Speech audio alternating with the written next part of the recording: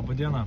Tai šiandien noriu pašnekėti apie važiavimą motociklu ar egzamino laikymą per lietų, pliusai, minusai, arba pavojai ir, sakykime, tokie palengvinimai gal egzamino metu. Tai gal pradėsiu nuo pavojų. Tai aišku, kelio danga yra daug slidesnė, sukibimas yra daug prastesnis ir reikia važiuoti atsargiau. Tai patys pratimai aikštelėje galimi atlikti lėtesniu greičiu. Gal ne visada egzaminuotojai tą pasako, bet tą galima daryti, nes saugumas vis tiek yra pirmoje vietoje, bet kokiu atveju. Tai jeigu darom lėčiau pratimus, jeigu mieste važiuojam atsargiau ir lėčiau, tai, sakykime, išeina į pliusą pats pravažiavimo kilometražas gaunasi trumpesnis.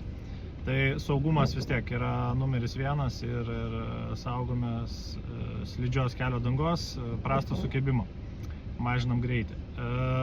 Toliau iš tokių niuansų ir, sakykime, nepatogumų, tai yra užrasojas šalmo stikliukas, per kurį daug prasčiau matom ir patys lašai ir ta rasa ant stiklo tikrai nepadedam tiek aikštelę manevruoti, tiek važiuoti mieste. Tai šiek tiek pradarytas šalmo stikliukas tikrai padės, ypač važiuojant turėtų šiek tiek prapūsti bent jau tą rasą ant stikliuko. Aišku, važiuojant per lietų ar lietuje labai daug atsiranda balų, tai ar duobės, ar tai provėžos. Akvaplaningas yra gan pavojingas automobiliam, motociklam dvigubai pavojingesnis, tai irgi egzamino metu neužmirškite nevažiuoti per balas. Jeigu jau tokia situacija, kad neina jos apvažiuoti, tai atsargiai lėtai važiuojam, kad nepagautumėm akvaplaningo.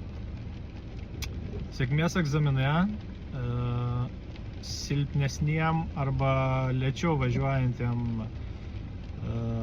su motociklu ir laikant egzaminą, tai yra netgi toks kaip ir pliusas, nes viską lėčiau galima daryti. Stipresniem patarimas nelėkti, važiuoti atsargiau, kad neprisidaryti kritinių klaidų, nečiuošti, neslysti su motociklu ir išlaikyti egzaminą. Tai sėkmės ir iki.